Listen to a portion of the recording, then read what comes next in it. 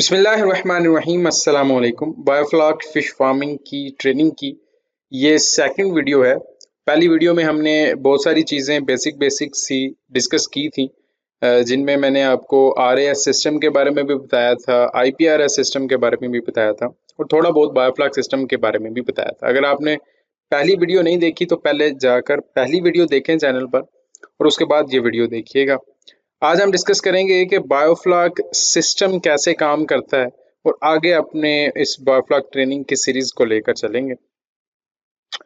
तो बेसिकली हम देख रहे थे कि पानी के अंदर जो मेन मसला है वो अमोनिया को ख़त्म करने का है और ख़ास करके इंटेंसिव कल्चर के अंदर सबसे बड़ा मसला ही अमोनिया को ख़त्म करने का है और उसके बाद ऑक्सीजन पूरी करने का है। तो यही दो मसाइल हैं जिनको हमने जिनका हल तलाश करना है।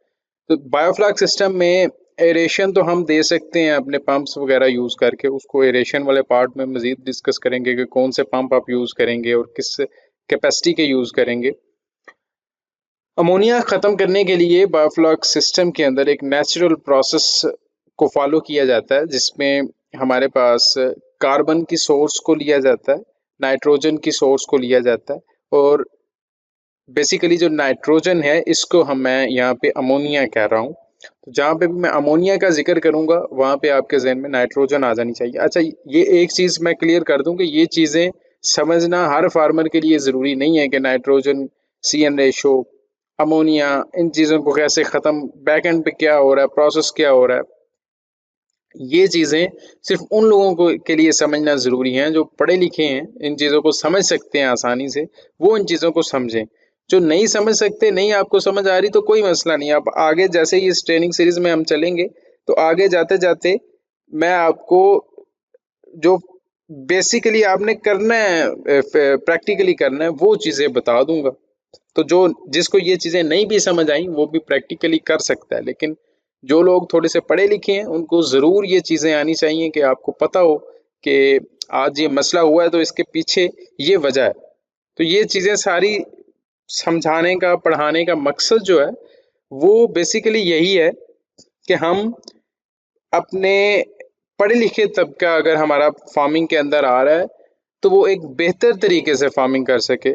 देख दिखा के तो सारे कर सकते हैं, लेकिन आप अगर उस चीज़ को, फार्मिंग को समझते हैं कि बेसिकली हो क्या रहा है, मैं कर क्या रहा हूँ, तो आपके सक्सेस के चांसेस काफ़ी ज़्यादा हो जाते हैं। पिछली वीडियो में मैंने आपको थोड़ा सा बताया था कि जो नाइट्रोजन या अमोनिया हमारे पानी के अंदर मौजूद होता है उसको ख़त्म करने के लिए हम बायोफ्लॉक में अलहदा से कार्बन का सोर्स ऐड करते हैं पानी के अंदर।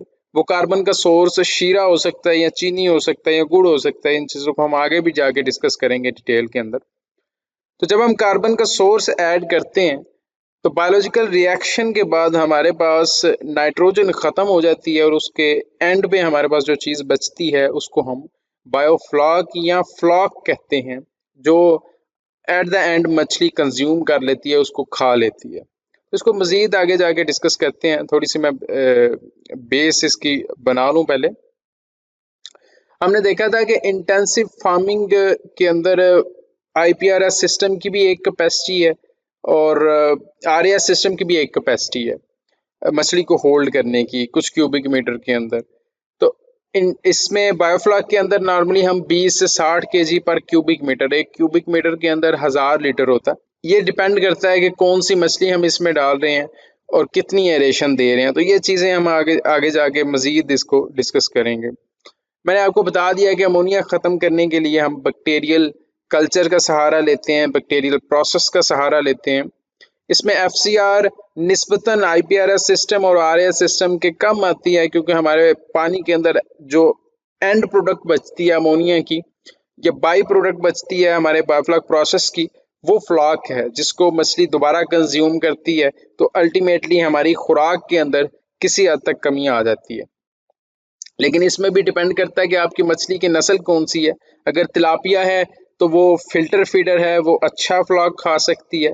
इसी तरह रोहू भी फ्लॉक खाती है। लेकिन कुछ मछलियां हैं जैसे कैटफिश है या दूसरी जो गोश्तखोर मछलियां हैं, वो फ्लॉक नॉर्मली नहीं खाएंगी। जो मछलियां फ्लॉक खाएंगी उन मछलियों में हमारी FCR कम आएगी थोड़ी सी, और जो मछलियां नहीं खाएंगी उनमें हमारी FCR सेम आएगी। हमारे टैंक्स का डिज़ाइन इस तरह होना चाहिए कि हमें अगर स्लज निकालना पड़ता है, जो कि एक रूटीन का काम होता है बायोफ्लॉक सिस्टम के अंदर, स्लज को निकालना, तो वो आसानी से निकल सके। इसमें पानी कम चेंज करना पड़ता है, करना तो पड़ता है लेकिन इंतहाई कम चेंज करना पड़ता है, तो पानी भी कम चाहिए। लेकिन एरेशन हमें 24 आवर देनी पड़ती है, सिर्फ एरेशन नहीं देनी पड़ती। एरेशन के साथ साथ हमने मिक्सिंग ऑफ वाटर को भी शामिल करना होता है। हमने देखना होता है कि कोई कोना ऐसा तो नहीं है हमारे टैंक्स के अंदर जहाँ पे मिक्सिंग ऑफ वाटर नहीं हो रही होगी, वहाँ पे हमारा स्लज ज़्यादा क्रिएट होता है। तो ये चीज़ें हमने बड़ी कंसिडर करनी होती है इसके अंदर। सो आगे हम थोड़ा सा अब डिटेल में जा रहे हैं कि किस तरह बायोफ्लॉक सिस्टम के अंदर हम अमोनिया को ख़त्म करते हैं। बेसिकली वाटर की क्वालिटी को हम किस तरह मेंटेन रखते हैं, बेहतर करते हैं हमारे बैक्टीरियल कल्चर की मदद से या कुछ माइक्रो ऑर्गेनिजम्स की मदद से। सो पानी के अंदर से अमोनिया ख़त्म करने के लिए हमारे पास 3 प्रोसेस हैं। एक ऑटोट्रॉफिक ऑर्गेनिजम्स की मदद से है, एक हेटेरोट्रॉफिक ऑर्गेनिजम्स की मदद से है और दूसरा नाइट्रीफाइंग बैक्टीरिया की मदद से है। जो ऑटोट्रॉफिक ऑर्गेनिजम्स होते हैं वो अपनी खुराक खुद बनाते हैं। इस बात से मुराद ये है कि उनको अपना काम करने के लिए किसी एक्स्ट्रा चीज़ की ज़रूरत नहीं होती। लेकिन जो हेटेरोट्रॉफिक बैक्टीरिया है या ऑर्गेनिजम्स हैं, उनको अपना काम करने के लिए साथ में एक्स्ट्रा कार्बन सोर्स की ज़रूरत होती है, जिसको हम शीरे की शक्ल में डालते हैं। सो ऑटोट्रॉफिक और हेटेरोट्रॉफिक में बेसिक डिफरेंस यही है कि ऑटोट्रॉफिक को हमें शीरा या कोई और दूसरी चीज़ नहीं डालनी पड़ती, वो अपना काम खुद ही करते रहते हैं। लेकिन हेटेरोट्रॉफिक से अगर हमने काम लेना है तो हमें कार्बन सोर्स उसको देनी पड़ेगी। ऑटोट्रॉफिक ऑर्गेनिज्म में हमारा फोटोसिंथेसिस का प्रोसेस शामिल है। जैसे हमारे नॉर्मल जो तालाब हैं, रवायती तालाब हैं, उनका पानी का रंग हल्का सब्ज सा होता है, तो वो जो सब्ज रंग हो जाता है वो फोटोसिंथेसिस के प्रोसेस की बाई प्रोडक्ट होती है। सो वो एक्चुअली फाइटोप्लैंक्टन्स और जू प्लैंक्टन्स होते हैं। इसी तरह हमारे पास हेटेरोट्रॉफिक ऑर्गेनिजम्स होते हैं जिनको हम कार्बन सोर्स देते हैं और वो हमारे पानी में से अमोनिया को ख़त्म करते हैं और हमें फ्लॉक की शक्ल में अपना बाई प्रोडक्ट देते हैं। तीसरे हमारे पास नाइट्रीफाइंग बैक्टीरिया होते हैं। वो अमोनिया को नाइट्राइट के अंदर पहले कन्वर्ट करते हैं और फिर नाइट्राइट को नाइट्रेट के अंदर कन्वर्ट करते हैं और फिर नाइट्रेट गैस की शक्ल में कन्वर्ट होकर पानी से निकल जाती है। अब हेटेरोट्रॉफिक बैक्टीरिया को ज़्यादा डिटेल में देख लेते हैं। यहाँ पे एक पॉइंट समझने वाला है कि हमें ऑटोट्रॉफिक बैक्टीरिया में हमने देखा था कि फोटोसिंथेसिस का प्रोसेस भी शामिल है। फोटोसिंथेसिस के लिए जिन ऑर्गेनिजम्स का इस्तेमाल होता है वो भी ऑटोट्रॉफिक में ही आते हैं। लेकिन जो नाइट्रीफाइंग बैक्टीरिया हैं वो भी एक्चुअली ऑटोट्रॉफिक बैक्टीरिया की ही एक नस्ल है। हेटेरोट्रॉफिक की हम बात इसलिए कर रहे हैं कि शुरुआत के अंदर हमें जो हमारी जो बायोफ्लॉक सिस्टम की बुनियादी ज़रूरत होती है वो हेटेरोट्रॉफिक बैक्टीरिया होती है। और जैसे जैसे वक्त गुजरता जाता है ऑटोट्रॉफिक यानी कि नाइट्रीफाइंग जो हम यूज़ करेंगे, तो नाइट्रीफाइंग बैक्टीरिया साथ साथ डेवलप होता जाता है। जैसे जैसे नाइट्रीफाइंग बैक्टीरिया डेवलप होता जाता है वैसे वैसे हमारा पानी के अंदर से अमोनिया का मसला कम होता जाता है। तो हम थोड़ा सा डिटेल में देख लेते हैं कि हेटेरोट्रॉफिक बैक्टीरिया किस तरह काम करता है और नाइट्रीफाइंग बैक्टीरिया किस तरह काम करता है। सो हेटेरोट्रॉफिक के अंदर नॉर्मली हम बैसिलस की स्ट्रेन्स यूज़ करते हैं। ये बैक्टीरिया की एक नस्ल है जिनमें हमारे पास बैसिलस पोलीमिक्सा है, बैसिलस सबटिलिस है, बैसिलस मेगाटेरियम है और इसी तरह 2-4 और बैसिलस की आगे स्ट्रेन्स हैं जिनका हम इस्तेमाल कर सकते हैं। इनको कार्बन सोर्स चाहिए होता है अपना काम करने के लिए और इनका काम क्या है? इनका काम है कि अमोनिया को डिकम्पोज करें या अमोनिया को ख़त्म करके उसकी दूसरी शक्ल में ले आएँ। अगर हम नॉर्मल पॉन्ड्स की बात करें तो वहाँ पे हेटेरोट्रॉफिक बैक्टीरिया मौजूद होता है लेकिन इंतहाई कम मिकदार में मौजूद होता है। वो सिर्फ 1 ml के अंदर 1000 की तादाद में मौजूद होते हैं और बायोफ्लॉक में हमने ये तादाद बढ़ानी होती है और 1 ml के अंदर 1 बिलियन तक, 1 अरब तक इसकी तादाद को लेके जाते हैं। तो डिफरेंस कितना है? 1 ml के अंदर 1000 और 1 ml के अंदर 1 अरब। इनकी खासियत ये है कि हर 30 मिनट के बाद ये डबल हो जाते हैं और ये काम इस तरह करते हैं कि पानी में से अमोनिया को लेते हैं और कार्बन सोर्स अगर पानी में से मिल जाती है तो वेल एंड गुड, अगर पानी में से नहीं मिलती तो जो हम एक्स्ट्रा कार्बन सोर्स डाल रहे हैं उसको यूटिलाइज करके फ्लॉक के अंदर कन्वर्ट कर देते हैं, जो कि बेसिकली प्रोटीन सेल्स होते हैं जिनको फिर मछली खाती है। जितनी ज्यादा हम फीड का इस्तेमाल करते जाएंगे अपने पानी के अंदर, टैंक्स के अंदर, उतनी ज्यादा तादाद में हेटरोट्रॉफिक बैक्टीरिया बढ़ता जाएगा। अब बात करते हैं ऑटोट्रॉफिक बैक्टीरिया की, जिसमें हमारे पास जो बायोफ्लॉक के अंदर हमें चाहिए वो नाइट्रीफाइंग बैक्टीरिया है। अब बात करते हैं नाइट्रीफाइंग बैक्टीरिया की। सो बेसिकली मैं अब थोड़ा सा रिवाइंड जाता हूँ। हमने देखा कि दो तरह के प्रोसेस होते हैं, एक ऑटोट्रॉफिक होता है, एक हेटरोट्रॉफिक होता है। ऑटोट्रॉफिक के अंदर एक फोटोसिंथेसिस का प्रोसेस है, एक नाइट्रीफाइंग बैक्टीरिया का प्रोसेस है। जो फोटोसिंथेसिस का है उसको हमने साइड पे रख दिया, यहाँ पे हमें उसकी कोई खासी जरूरत नहीं है। लेकिन जो नाइट्रीफाइंग बैक्टीरिया है इसको हम आगे मजीद स्टडी करते हैं कि इसमें हमें क्या बेनिफिट्स मिलेंगे। सबसे पहला बेनिफिट क्या है कि इनको अपना काम करने के लिए कार्बन सोर्स नहीं चाहिए। हेटरोट्रॉफिक बैक्टीरिया की मदद से हमें अगर सारा साल ही चलाना पड़ता है या सारा सीजन ही टैंक्स को चलाना पड़ता है अमोनिया रिड्यूस करने के लिए, ख़त्म करने के लिए, तो हमें सारा साल उसमें कार्बन सोर्स डालना पड़ेगा। लेकिन हम अगर नाइट्रीफाइंग बैक्टीरिया को एक खास मिकदार तक बढ़ा लेते हैं तो फिर ये तो ऑलरेडी कार्बन सोर्स के बगैर काम करते हैं, तो हमें शीरा या कोई ऐसी चीज़ जिसमें कार्बन हो उसको डाले बगैर ही हमारा अमोनिया खत्म होता रहता है। नाइट्रीफाइंग बैक्टीरिया में आगे दो किस्म के बैक्टीरिया हैं जो नेचुरली प्रोड्यूस होते हैं। हम इनको एक्स्ट्रा से खुद से नहीं डालते, बाइट से नहीं डालते, ये पानी के अंदर ही मौजूद होते हैं, लेकिन इनको वक्त लगता है अपनी मिकदार बढ़ाने के लिए। जब ये मिकदार बढ़ा लेते हैं तो फिर ये अपना फुल फॉर्म के अंदर काम शुरू कर देते हैं और हमें हेटरोट्रॉफिक बैक्टीरिया की मदद लेने की ज़रूरत इंतहाई कम पेश आती है।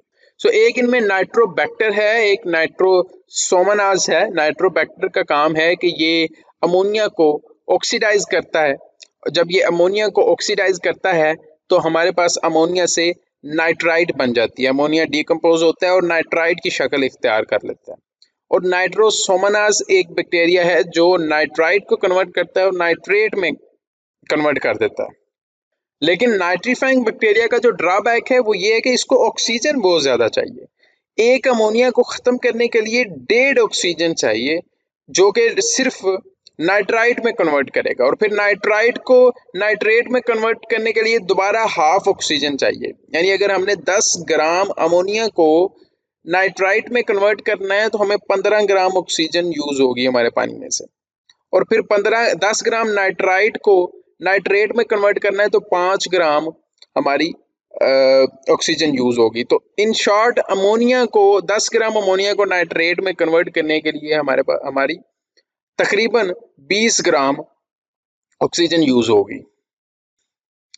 नाइट्रीफाइंग बैक्टीरिया की जो डबल होने का टाइम है वो 12 घंटे का है, जबकि हेटरोट्रॉफिक का 30 मिनट का था। इसलिए नाइट्रीफाइंग बैक्टीरिया की मिकदार पूरी करते करते बड़ा अरसा लग जाता है, कम से कम 40, 45, 50 दिन लग जाते हैं। जो अमोनिया ऑक्सीडाइजिंग बैक्टीरिया है, जब ये अच्छी मिकदार में आ जाता है नाइट्रीफाइंग बैक्टीरिया, तो उसके बाद इसको स्टेबलाइज होना पड़ता है। पहले तो 4 हफ्ते, 5 हफ्ते, 6 हफ्ते तक ये ले सकता है आपका इसको अच्छी मिकदार में आने तक, और उसके बाद ये 2 हफ्ते लेगा अमोनिया ऑक्सीडाइजिंग बैक्टीरिया जो कि हमने नाइट्रोबैक्टर ऊपर पढ़ा था, वो 2 हफ्ते लेगा स्टेबल होने के लिए, और उसके बाद नाइट्राइट ऑक्सीडाइजिंग बैक्टीरिया फिर से 2-4 हफ्ते ले जाएगा स्टेबल होने के लिए। तो ये एक लंबा प्रोसेस है नाइट्रीफाइंग बैक्टीरिया को स्टेबल करने का। ये आपको बहुत ज़्यादा तंग नहीं करता, ये खुद ही साथ साथ होता रहता है, बढ़ता रहता है, स्टेबल भी होता रहता है। आपको कुछ खास इसमें करने की ज़रूरत नहीं पड़ती।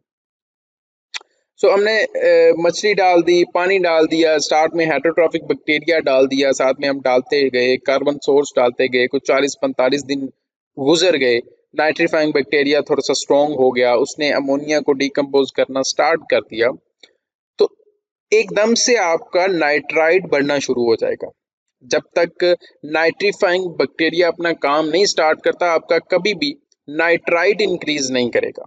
जब पहली बार आपका नाइट्राइट इंक्रीज करता है पानी में से, तो समझ लें आपका नाइट्रीफाइंग बैक्टीरिया काम करना स्टार्ट हो गया है।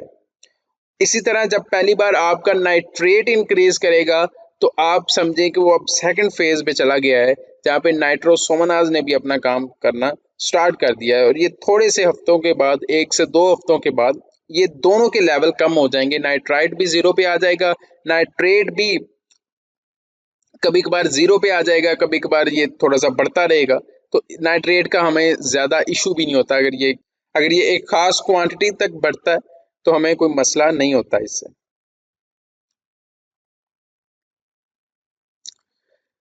सो बेसिक मैंने आपको प्रोसेस बता दिया है कि बैक्टीरिया का बायोफ्लॉक के अंदर प्रोसेस क्या है। जब हमने पानी की प्रिपरेशन करनी है, तो तब हमने हेटेरोट्रॉफिक बैक्टीरिया डालने हैं, जो पाउडर फॉर्म में आते हैं, स्पोर्स की फॉर्म में, या लिक्विड में भी आ सकता है।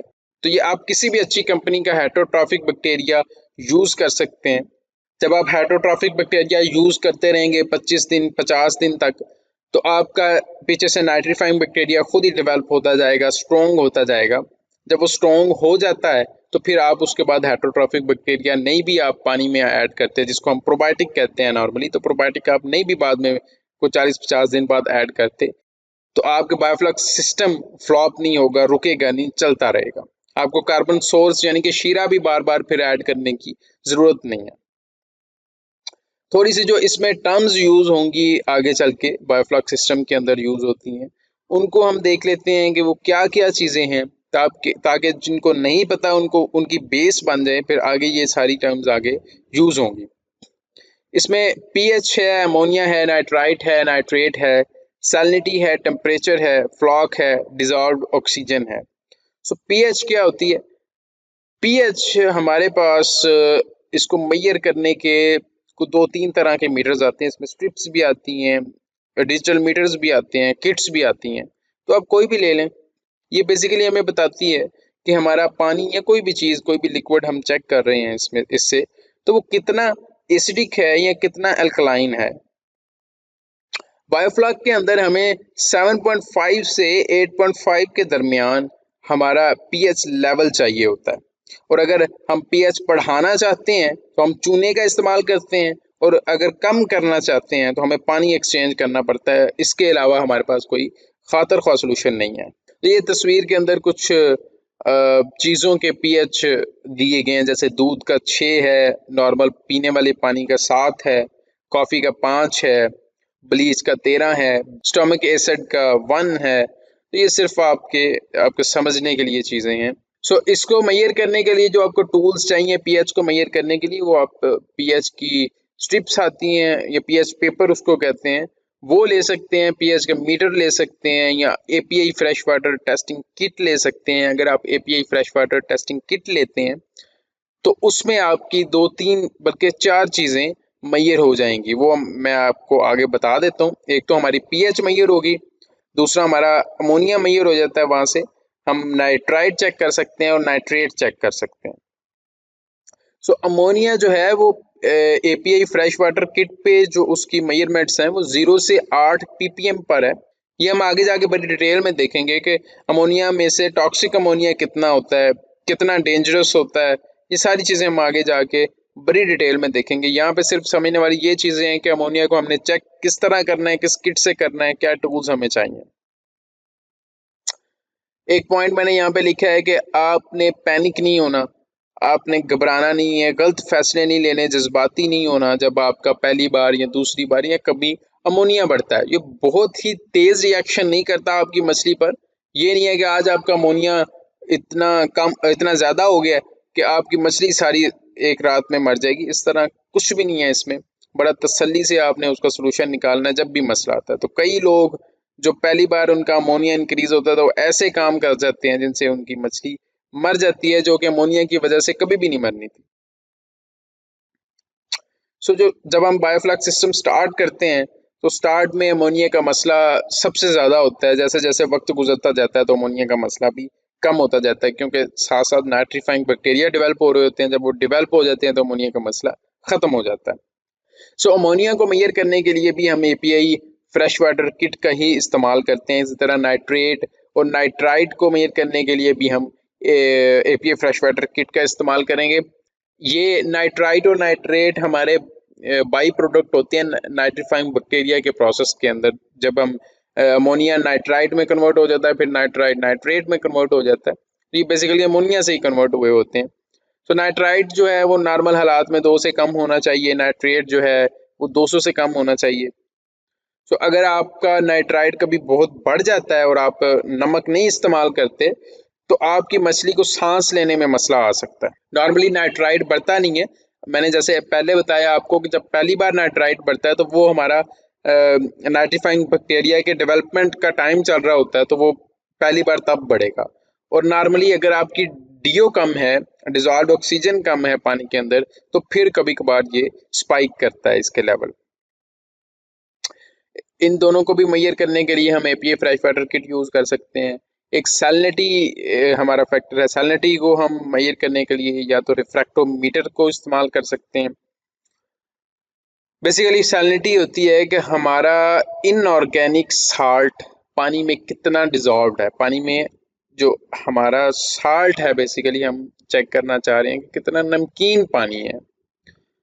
सो इसका सैलिनिटी का लेवल जो है वो 4 तक होना चाहिए बायोफ्लक्स सिस्टम के लिए। अगर हम इसको बढ़ाना चाहते हैं तो हमें नमक शामिल करना चाहिए, और अगर पानी का ऑलरेडी बहुत ज़्यादा है तो फिर उसका कुछ नहीं किया जा सकता, उसको आप फिल्टर वगैरह करवा सकते हैं। लेकिन ये चीज़ें बाद में हैं, जब आप प्रैक्टिकली जाकर देखते हैं तो इसके सोल्यूशन निकल आते हैं। बहुत सारे लोगों के पास रिफ्रैक्टोमीटर अवेलेबल नहीं होता, तो आप फिर टीडीएस मीटर लेके उससे एक अंदाज़ा लगा सकते हैं। टीडीएस का भी अंदाज़ा आगे आपको पता चल जाएगा कि कितना आपने टीडीएस से मेजर करना है, तो क्या चीज़ें कंसिडर करनी है, सैलिनिटी से करना है तो फिर क्या करना है। फ्लॉक हमारा, मैंने आपको बताया कि जब हमारा हेटेरोट्रॉफिक बैक्टीरिया अमोनिया को ख़त्म करता है तो उसका जो बाई प्रोडक्ट बचती है वो फ्लॉक है। ये 5 से 20 ml तक एक ऑप्टिमम लेवल कहलाया जाता है। IM होफ कौन से इसको मेजर किया जाता है। आप इसको खुद भी एक प्लास्टिक की 1.5 लीटर की बोतल लेके उस पर निशान लगा के भी मेजर कर सकते हैं। डिजॉल्व्ड ऑक्सीजन बेसिकली होती है कि हमारे पानी के अंदर कितनी ऑक्सीजन है। अगर ऑक्सीजन का लेवल एक हद से गिर जाता है तो हमारी मछली भी मर जाएगी, हमारा बैक्टीरिया भी मर जाएगा। तो ये ऑक्सीजन को पूरा रखना बायोफ्लक्स सिस्टम में सबसे अहम चीज़ है। हमारा जो पानी के अंदर फ्लॉक मौजूद होता है उसको भी किसी हद तक जिंदा रहने के लिए, फ्रेश रहने के लिए ऑक्सीजन दरकार होती है। मछली को जो ऑक्सीजन लेवल की ज़रूरत है वो 0.5 से 6 mg पर लीटर तक, इससे ज़्यादा भी कुछ मछलियों को चाहिए होती है। ये 0.5 शायद पंगासियस को, कैटफिश को, इन मछलियों के लिए काम कर सके। जो तिलापिया है या हमारी कार्प्स हैं, रहू है, मराकी है, ग्रास है, ये इनको आप 3 से नीचे जिंदा रखना बड़ा मुश्किल हो जाता है बायोफ्लक्स सिस्टम के अंदर। जो बेहतर लेवल है डिजॉल्व्ड ऑक्सीजन का वो आप 7 से 8 तक मेंटेन रखते हैं तो ज़्यादा बेहतर है। अगर हम तिलापिया की बात करें तो उसका 3 mg पर लीटर उसकी रिक्वायरमेंट है, और रहू की तकरीबन 6 mg पर लीटर रिक्वायरमेंट है ऑक्सीजन की। प्रोबायोटिक बेसिकली हेटेरोट्रॉफिक बैक्टीरिया होते हैं। ये पाउडर फॉर्म में भी आता है जिसपे बैसिलस होता है, सिर्फ स्पोर्स फॉर्म में होता है ये बेसिकली, जिसको हम एक्टिवेट करते हैं और फिर अपने सिस्टम में यूज़ करते हैं। लिक्विड फॉर्म में भी आता है कुछ कंपनीज का, जिसमें बैसिलस भी होता है, कुछ में नाइट्रीफाइंग बैक्टीरिया भी शामिल होता है। लेकिन नाइट्रीफाइंग बैक्टीरिया बाहर से डालने की कोई खासी ज़रूरत नहीं है। पाकिस्तान के अंदर बोस्टर का अवेलेबल है जो कि इंडोनेशियन प्रोडक्ट है प्रोबायोटिक, और उसके अलावा गाजी ब्रदर्स एक हमारी पोल्ट्री की कंपनी है लोकल पाकिस्तान की, उसका वी प्रो है, और एक और नाम है मुझे अभी याद नहीं है, तो आप गाजी ब्रदर्स वालों से पता करवा सकते हैं अगर आपको चाहिए। अब चाइना से एक इम्पोर्टेड भी आता है जो कि खुला सेल हो रहा है, वो आप ना ही यूज़ करें तो बेहतर है। लेकिन आपको अगर कोई ट्रायल बेसिस पे देता है, सैंपल देता है, आपको अच्छा लगता है तो आप यूज़ कर सकते हैं। होममेड भी लोग यूज़ करते हैं, लेकिन अगर आप प्रैक्टिकल फार्मिंग में जा रहे हैं, आप प्रोफेशनली काम करना चाह रहे हैं, तो फिर आप होममेड से बिल्कुल ना इस्तेमाल करें, ना ही इस चक्कर में पड़ें। एक नाम यहाँ पे होप लिखा हुआ है, ये बेसिकली लोकल प्रोडक्ट है, ये प्रोफेसर रऊफ साहब की है जो कि इंग्लिश के टीचर हैं। उनकी ये प्रोडक्ट है। मैं पर्सनली अब रिकमेंड नहीं करता कि ये आप यूज़ करें, क्योंकि ना तो ये लैब मेड है और इस पे वेरिएशंस बहुत हैं। कभी ये अच्छी प्रोडक्ट आ जाती है, कभी अच्छी नहीं आती। रिव्यूज़ भी मिक्स हैं, किसी के लिए काम करती है, किसी के लिए नहीं करती। पता नहीं इसमें क्या डाला हुआ है, क्या नहीं डाला हुआ। तो इन सारी चीज़ों को कंसीडर करने के बाद जो फाइनल मेरी राय है वो ये है कि आप इसको यूज़ ना करें। इससे बड़े बेहतर ऑप्शंस अवेलेबल हैं। आपको कोई ऑप्शन नहीं मिल रहा प्रोबायोटिक यूज़ करने का, तो सिंपल बूस्टर ले लें, उसको यूज़ कर लें। गाजी ब्रदर्स का ले लें, वो यूज़ कर लें। बहुत सारे लोग पाकिस्तान में प्रोबायोटिक्स से अवाम को लूट रहे हैं।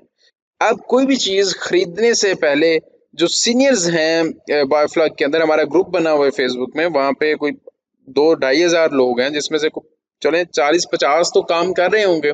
तो उनसे राय ले लें, उनसे मशवरा ले लें कि आप कौन सा यूज़ कर रहे हैं, आपके लिए कौन सा बेहतर रहा है।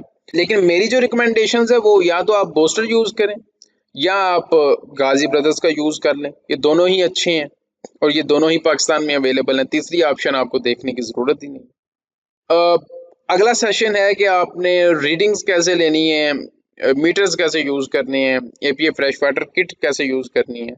तो वो एक प्रैक्टिकल सेशन है जो मैं यहाँ पे नहीं अभी करवाना चाह रहा। आप यूट्यूब से सीख सकते हैं। सिंपल आप बहुत सारे इंडियन बायोफ्लॉग के यूट्यूब के चैनल्स हैं जिन्होंने 12 वीडियोस डाली हुई हैं कि किस तरह आपने रीडिंग्स लेनी है। तो वो चीज़ें आप वहाँ से सीख सकते हैं। अगर फिर भी बहुत सारे लोगों को मसला होगा तो फिर मैं एक वीडियो बना दूंगा जहाँ पे आपको सारी किट्स को यूज़ करके दिखा दूंगा। जी, आगे बेसिकली जो 10-15 स्लाइड्स हैं आगे, वो सारा टेक्निकल काम है कि एक्चुअली हो क्या रहा है।